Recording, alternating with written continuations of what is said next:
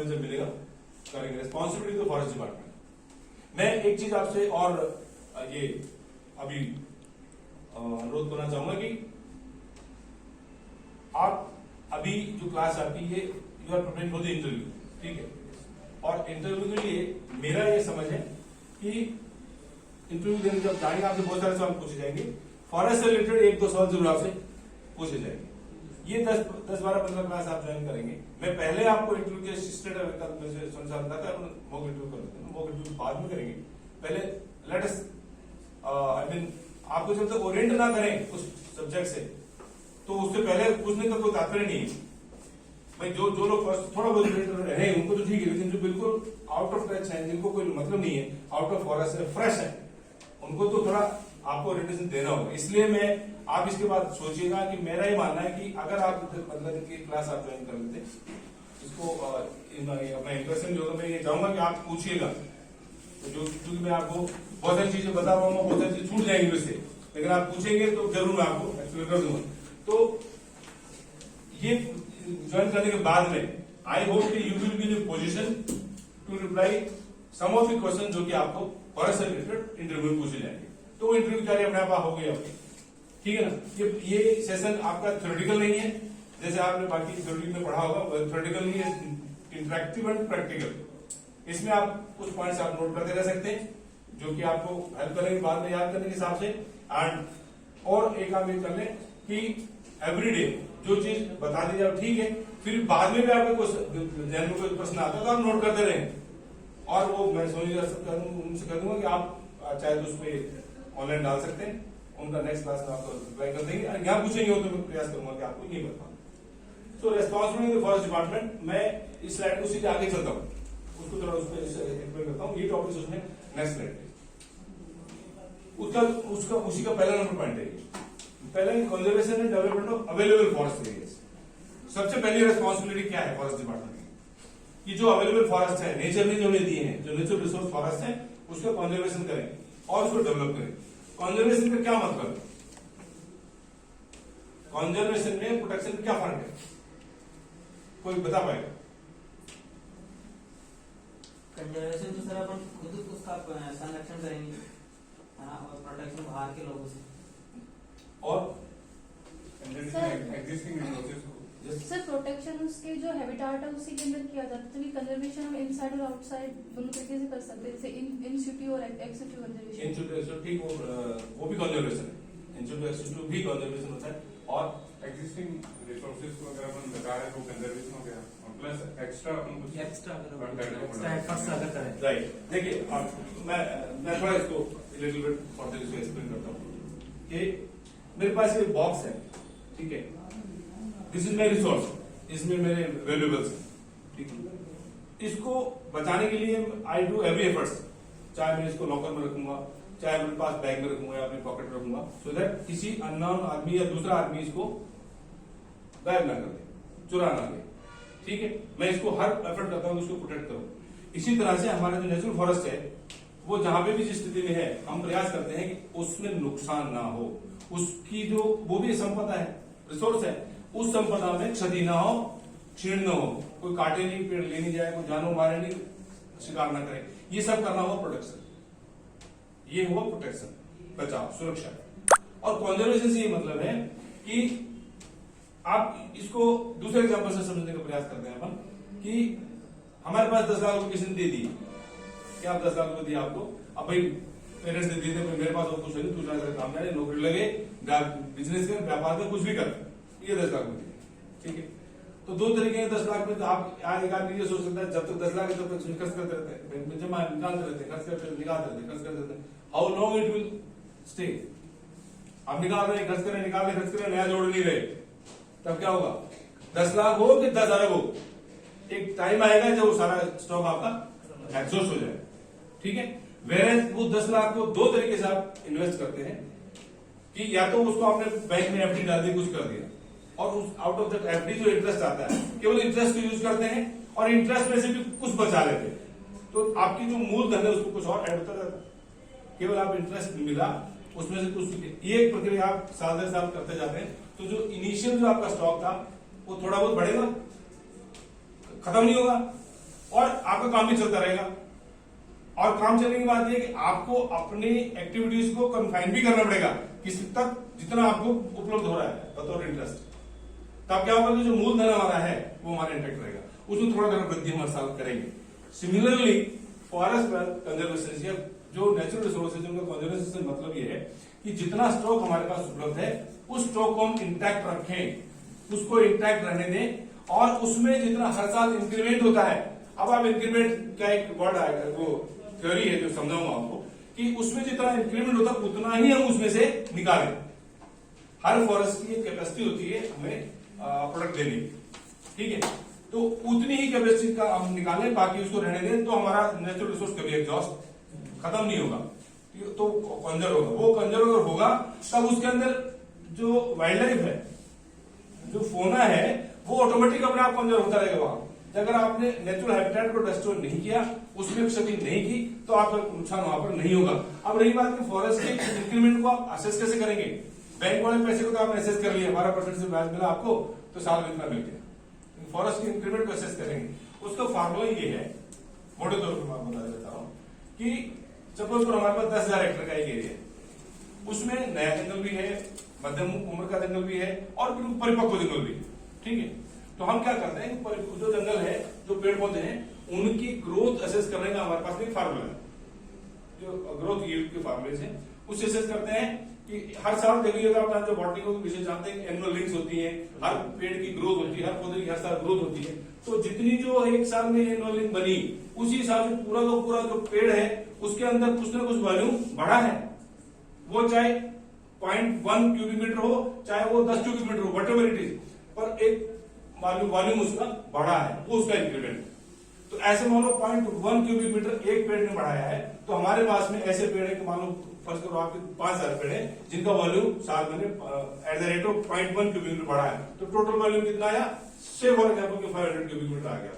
तो 500 cubic metre के जितने परिपक्व जो पेड़ हैं, जिनकी ग्रोथ रुक गई है, जो कि सूख गए हैं, जो कि जिनमें बीमारी लग गई है, आगे नहीं बढ़ रहे हैं, और जिनकी ग्रोथ रुक गई है ना, ऐसे पेड़ों को वहां से पूर्ण तक काट करके जिनका वॉल्यूम कितना हो, 500 क्यूबिक मीटर से ज्यादा नहीं हो, क्योंकि हमारी ग्रोथ कितनी हुई है एक साल में 500 क्यूबिक मीटर, उतना हम उस जंगल में से, क्योंकि उसने 0.1 क्यूबिक मीटर जो एक पेड़ ने बढ़ाया उतना तो छीन के काट नहीं सकते, कर सकते क्या? वो तो कोई यूजफुल नहीं है, वो तो सीधी बात है। तो जो पेड़ को निकालेंगे उससे क्या, और जो हम हटाएंगे, जो पुराने पेड़ हटाएंगे, उसकी जगह पर क्या करेंगे? नए प्लांटिंग कर देंगे। तो बाय द टाइम रोटेशन चलता रहेगा 1 साल 2 साल 3 साल से 20 साल तक, तब वो पेड़ आपके वापस से नया जंगल आपको तैयार हो जाएगा। तो व्हाट विल हैपन कि हमें प्रोडक्ट भी मिला, हमने साल दर साल जंगल से हमने उत्पादन भी लिया, और जितना उत्पादन लिया उसके एवज में हमने नया जंगल भी लगाया, और उसको रिकूप करते रहे। जमीन को हमने बिल्कुल खाली नहीं होने दिया, उसको जंगल को वापस से रिवाइव किया। So this is one practice of conserving the forest. Natural resource को कंजर्व अगर करना है तो उसको हमें इस तरह से इंटैक्ट बनाए रखना है, ताकि इंस्टीट्यूट में बात करते हुए कि जो जहां है वहीं करना है, और एक्स-सिटू में इन-सिटू में, और एक्स-सिटू में क्या करेंगे, उस पर्टिकुलर एरिया में नहीं है, आपके पास स्कोप नहीं है, तो दूसरी लैंड अगर आपको कहीं मिल रही है, वहां जाकर के आप अगर आप फॉरेस्ट लगा देते हैं, प्लांट से लगा देते हैं, उसको ग्रो करते हैं, that will amount to the development and conservation of the forest plan. So this is a major difference between conservation and protection. Conserve का करने मतलब बचा के रखना है, सुरक्षित तो करना ही है, उसके अलावा उसको बचा के रखना है, सो दैट इसकी यील्ड हमें सस्टेनेबल वे में मिले, निरंतर हमको सस्टेन वे में उसका मिले। इसीलिए एक कॉन्सेप्ट आएगा, देखना आप अपने बाद में, कि sustainable management of the forest. Sustainable management सतत आपको निरंतर उसके, क्योंकि ये भी नहीं कह सकते हम कि जंगल हमारे पास कम हो गए तो हम जंगल काटने का ब्लैक ऑर्डर निकाल दे, जंगल से कुछ भी नहीं मिलेगा, एक पत्ता का आप नहीं पाओगे, that also there is no sense. कोई नेचुरल वेल्थ है, अल्टीमेटली है किस लिए? वेल्थ अगर ह्यूमन बींग्स के या सोसाइटी के या हमारे अदर फोना फ्लोरा के उनके काम नहीं आता है, तो वो वेल्थ क्या काम की है? क्योंकि आप एक मेरे को अभी वो क्या कहते हैं, श्लोक याद नहीं है, उस अर्थ में आपको आपसे शेयर कर रहा हूं। राजा के कर्तव्यों में शास्त्रों में ये वर्णित है कि राजा का जंगल के प्रति कर्तव्य ये कहता है कि वो प्राकृतिक वनों की सुरक्षा करे। और उसमें से बूढ़े हो गए, मर गए सूखे पेड़ों को उसमें से हटा करके उसका जो उत्पाद मिलता है उसको जन कल्याण के कार्य में लगाए, और जो रिक्त हो गए वन क्षेत्र हैं उनमें नए सिरे से वापस पौधारोपण करें। ये राजा को का वर्णन, राजाओं के कर्तव्य का वर्णन शास्त्रों में है। आज हम यही काम हम भी कर रहे हैं यही, पर ये पहले भी वर्णित है। इसका मतलब कि जो नेचुरल वेल्थ है उसके बहुत सारे प्रोडक्ट ऐसे हैं जो हमारी वेलबींग के लिए जरूरी है। वहां से हमें मेडिसिनल प्लांट्स मिलते हैं। अब मेडिसिनल औषधियां मिलती हैं, आदमी के जीवन को बचाने में काम में आती हैं, तो क्या जंगल बचाने के नाम पर उनको भी ना लाए? तो फिर तो कोई अर्थ नहीं है, कोई लाभ नहीं है ना? तो लेकिन हमारा दायित्व है कि वो स्पीसीज हम लाएं, इस तरीके से लाएं कि वो प्रजाति में बची रहे, और अगर हमें लगता है कि कम हो रही तो हम उसमें और वृद्धि प्लांटेशन के माध्यम से कर दें, देन हमारा जो नेचुरल रिसोर्स है वो कंजर्व होता है। Then comes conservation of wild animals inside and outside PAN areas. ये पैन को लिख लो आप, क्या मतलब, कोई बताएगा पैन क्या है? Protected area network. इसमें क्या क्या शामिल है? National park, wild sanctuary, community reserve, ये सारे इस तरह शामिल है पैन एरियाज में। तो कंजर्वेशन ऑफ वाइल्ड एनिमल्स जो है इनसाइड एंड आउटसाइड पैन, मतलब जो सेंचुरी नेशनल पार्क उनमें तो आपको बचाना ही है, लेकिन उसके बाहर भी वन्यजीव है। राजस्थान में चले जाओ, चूरू में, पूरे वेस्टर्न राजस्थान में कितने ब्लैक बक्स हैं, काले हिरण कितने हैं? जंगल में थोड़ी रहते हैं, वहां जंगल में। चूरू में सबसे ज्यादा है, और चूरू वो डिस्ट्रिक्ट है राजस्थान का जिसमें सबसे कम फॉरेस्ट है, मिनिमम फॉरेस्ट 82 स्क्वायर किलोमीटर। अब बताइए सबसे ज्यादा ब्लैक बग वहां है, कौन बचा रहा है? Sir local community. वो जो मैं आपसे जेएफएम की बात कर रहा था, कम्युनिटी इन्वॉल्वमेंट जो है वो बाई हमारी जो प्रैक्टिस है, हमारी कल्चर, हमारी पारंपरिक सभ्यता जो रही है ना, उससे जुड़ी हुई है, तब हम बचाते आ रहे हैं। हमारे को पीने का पानी लाने में कष्ट था, तब भी हमने घर के आगे खेल बना के रखी है, और हिरण के पानी पीने के लिए हमने पानी उसमें भरा हुआ है ना? ये आज भी करते आ रहे हैं, जमाने से करते आ रहे हैं। तो आउटसाइड पैन, उसके अलावा भी प्रोटेक्टेड एरिया के बाहर भी वाइल्ड एनिमल की प्रेजेंस है, अवेलेबिलिटी है, तो उसको भी हमें कंजर्व करने के लिए प्रयास करना है। Then comes combat desertic waste. Rajasthan में मैं आपको ये एक सुखद समाचार है जो आपको बता रहा हूं, लंबे समय से हमने तो देखे हैं, हमने तो हमारे चाइल्डहुड में और स्कूल में कॉलेज में देखा है, इतनी भयंकर आंधियां आती थी कि जब आंधी रुकती थी और एक दो दिन बाद जब देखते तो इतनी मोटी परत बालों की घर में जम जाया करती थी, इतनी भयंकर आंधी आती थी, और जयपुर में आती थी, पूरे राजस्थान में आती थी। अब आप मुझे बताओ, आप कम से कम, आप में से एटलीस्ट यू आर 25 ईयर्स कम से कम, तो 25 सालों में इतनी भयंकर आती कब किसने देखी? नहीं है ना? उतनी भयंकर आंधियां नहीं आती। कारण क्या है कि राजस्थान का के लिए एक वरदान साबित हुई है इंदिरा गांधी नहर कनाल। आईजीएनपी जो है वो राजस्थान कनाल जो है वो बड़ा इंपॉर्टेंट रही फॉरेस्ट डिपार्टमेंट के लिए और राजस्थान के डेवलपमेंट के लिए। सबसे लंबी कनाल है और जैसलमेर तक पहुंच गई। तो इसके आसपास के जितने भी एरिया थे जो कि टिबे थे, बालू थी, बिल्कुल डेजर्ट था, उसमें पानी पहुंचा करके फॉरेस्ट डिपार्टमेंट ने वहां पर भी वृक्षारोपण किया है। और सबसे इंपॉर्टेंट काम क्या किया ना, सैंड ड्यून स्टेबलाइजेशन। जो टिबे थे,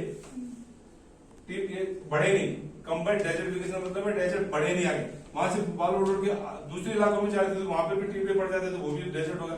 आपके बहुत अच्छे खेत हैं, दोमट मिट्टी की जमीन है आपकी, लेकिन गर्मी के टाइम में उड़ के बालू आ रही, उड़ के पूरा खेत आपको भर दिया, हटा सकते हैं क्या उसको?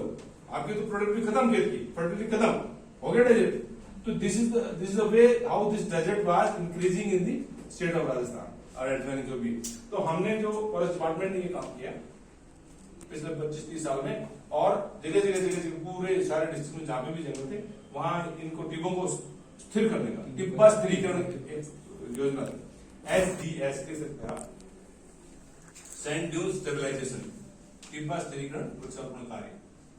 तो वो करने से क्या हुआ कि ये उतनी अधिक मात्रा में सैंड का उड़ करके दूसरी जगह जाना, शिफ्टिंग सैंड ड्यून का कम हो गया, और कम होने से जो डेजर्ट स्टेबलाइज हुआ, डेजर्ट का आगे जो एक्सटेंशन है वो रुका।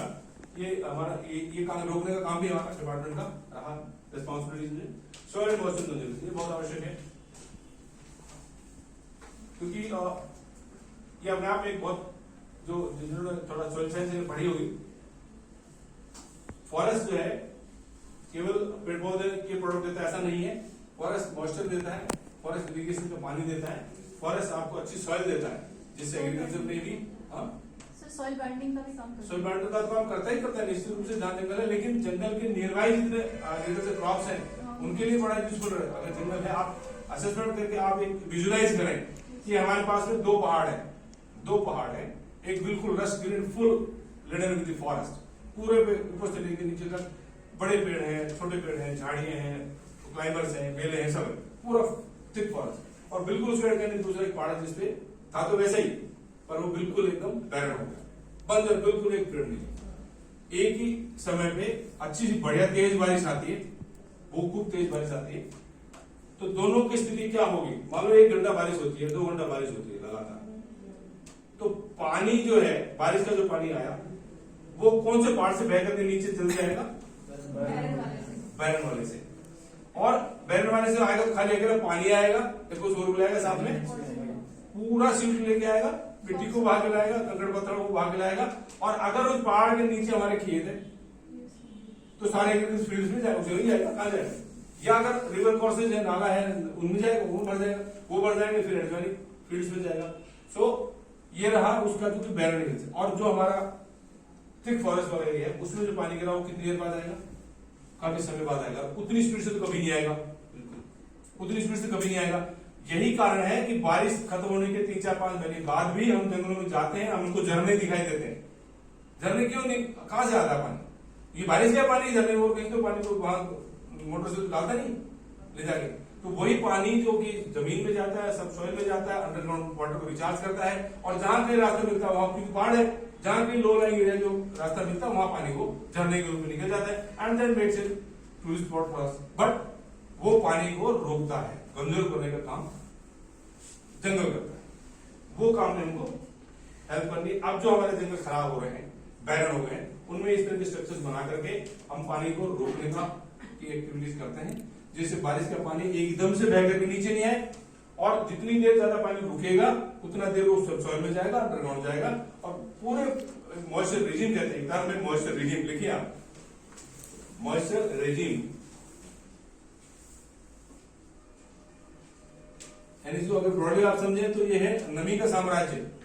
मिट्टी में नमी का साम्राज्य कितना, कितनी नमी है, कितनी गहराई तक नमी है, तो मॉइस्चर रेजिम डेवलप करता है। तो मॉइस्चर रेजिम अगर किसी एरिया में ज्यादा होता है तो वहां पर अलग अलग तरह की जो पौधों की प्रजातियां हैं वो अपने आप से उग जाती हैं, सर्वाइव करती हैं, ग्रो करती हैं।